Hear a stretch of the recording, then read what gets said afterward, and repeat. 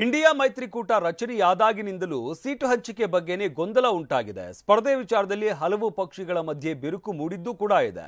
ಇದರ ಮಧ್ಯೆ ಕಾಂಗ್ರೆಸ್ ಮತ್ತು ಎಸ್ಪಿ ಮಧ್ಯೆ ಸೀಟು ಹಂಚಿಕೆ ಫೈನಲ್ ಆಗಿದೆಯಂತೆ.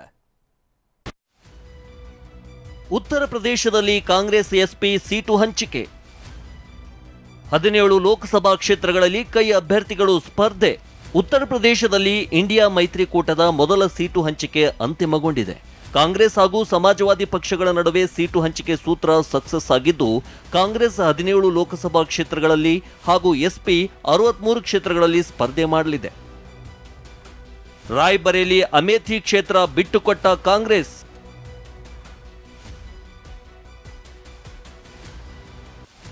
ಕಾಂಗ್ರೆಸ್ನ ಭದ್ರಕೋಟೆಯಾಗಿದ್ದ ಕಳೆದ 6 ಬಾರಿ ಸೋನಿಯಾ ಗಾಂಧಿ ಗೆದ್ದು ಬಂದಿದ್ದ ರಾಯ್ಬರೇಲಿ ಕ್ಷೇತ್ರವನ್ನ ಕಾಂಗ್ರೆಸ್ ಈ ಬಾರಿ ಎಸ್ಪಿಗೆ ಬಿಟ್ಟುಕೊಟ್ಟಿದೆ.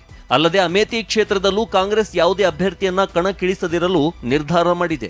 ಇನ್ನು ಉತ್ತರ ಪ್ರದೇಶದಲ್ಲಿ ಕಾಂಗ್ರೆಸ್ ಯಾವ್ಯಾವ ಕ್ಷೇತ್ರಗಳಲ್ಲಿ ಸ್ಪರ್ಧೆ ಮಾಡಲಿದೆ ಅನ್ನೋದನ್ನ ನೋಡೋದಾದ್ರೆ, ಕಾನ್ಪುರ್ ನಗರ, ಫತೇಪುರ್ ಸಿಕ್ರಿ, ಬಸ್ಗಾಂವ್ ಕ್ಷೇತ್ರಗಳಲ್ಲಿ ಕಾಂಗ್ರೆಸ್ ಸ್ಪರ್ಧೆ ಮಾಡಲಿದೆ. ಅಲ್ಲದೆ ಸಹರಾನ್ಪುರ್, ಪ್ರಯಾಗ್ರಾಜ್, ಮಹಾರಾಜ್ಗಂಜ್, ಅಮ್ರೋಹಾ ಕ್ಷೇತ್ರಗಳಲ್ಲಿ ಕಾಂಗ್ರೆಸ್ ಅಭ್ಯರ್ಥಿಗಳು ಕಣಕ್ಕಿಳಿಯಲಿದ್ದಾರೆ.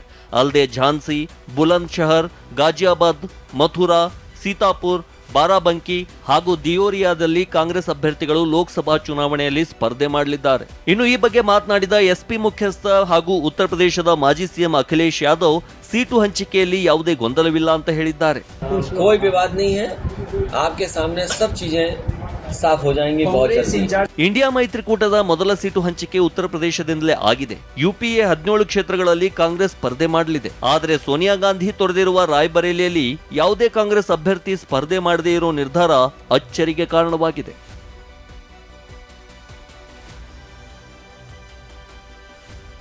Bureau report, TV9.